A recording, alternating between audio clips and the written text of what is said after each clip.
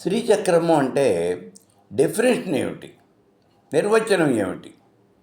ఇంకో నిర్వచనం చెప్తున్నాడు. ఇందాక మనం చెప్పింది ఒక నిర్వచనం, ఇప్పుడు ఇంకో నిర్వచనం చెప్తూ ఉన్నారు.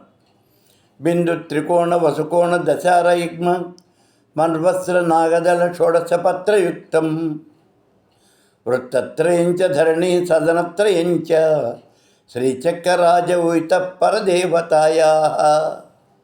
ఇది శ్రీచక్రము అంటే. శ్రీచక్రానికి ఇది ఒక డెఫినేషన్ అన్నమాట. ఏమంటున్నాడు దీని ప్రకారం? శ్రీచక్రము అంటే అందులో ఏమేమి ఉంటాయి అనే మాట చెప్తూ ఉన్నాడు. ఏమిటివి? బిందు త్రికోణ వసుకోణ దశార యజ్ఞ మన్వస్త్ర నాగదళ షోడశపత్రయుక్తం. బిందువు, త్రికోణము, వసుకోణము అంటే అష్టకోణము, దశార యుగ్మ 10 కోణములు కలిగినటువంటి చక్రములు 2, మన్వస్త్ర 14 కోణములు కలిగినటువంటి చక్రము, నాగదళ 8 దళములు కలిగినటువంటి చక్రము, షోడశదళపత్రయుక్తం 16 దళములు కలిగినటువంటి ఇంకొక చక్రము. ఈ తర్వాత వృత్తత్రయంచ ధరణి సదనత్రయంచ, వృత్తత్రయము 3 వృత్తములు ఉంటాయి అన్నాడు.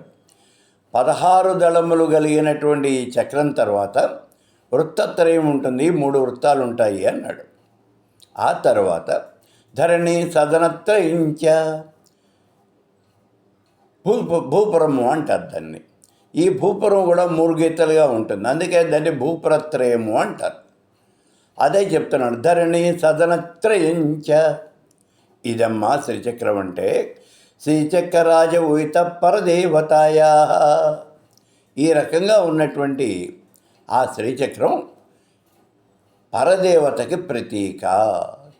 అంటే సాకార బ్రహ్మ అయినటువంటి మహాత్రిపుర సుందరికి ప్రతీక ఏమిటి అంటే ఈ శ్రీచక్రమేను అని చెప్తూ ఉన్నాడు.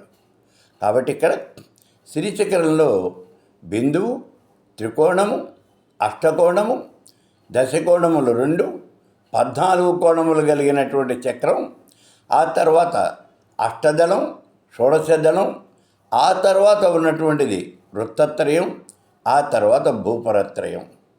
ఇవి ఈ శ్రీచక్రంలో ఉండేటటువంటి ఆవరణలు.